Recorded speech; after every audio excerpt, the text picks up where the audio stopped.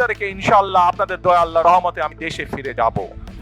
বাংলাদেশের জাতীয়তাবাদী দলের ভারপ্রাপ্ত চেয়ারম্যান তারেক রহমান বৃহস্পতিবার লন্ডন থেকে দেশে ফিরছেন।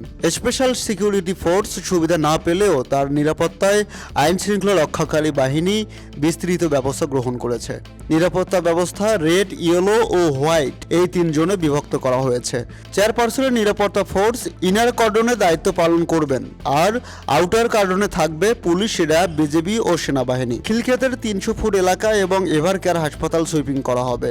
সরকারি সূত্র জানায়, দেশের সর্বোচ্চ নিরাপত্তা নিশ্চিত করতে ইতিমধ্যেই আইন শৃঙ্খলা বাহিনী ও সিএসএফ এর একাধিক বৈঠক হয়েছে। নির্দিষ্ট জোনে প্রবেশের জন্য বিশেষ সিকিউরিটি গার্ড থাকবে। তারেক রহমানের আগমনের দিনে প্রায় 2000 পুলিশ ও নিরাপত্তা সদস্য মোতায়েন থাকবে।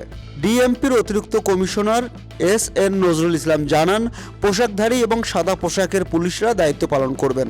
হযরত শাহজালাল আন্তর্জাতিক বিমানবন্দর থেকে এভারকেয়ার হাসপাতাল ও গুলশান পর্যন্ত রাস্তা এবং তার বাসভবনেও নিরাপত্তা জোরদার করা হয়েছে।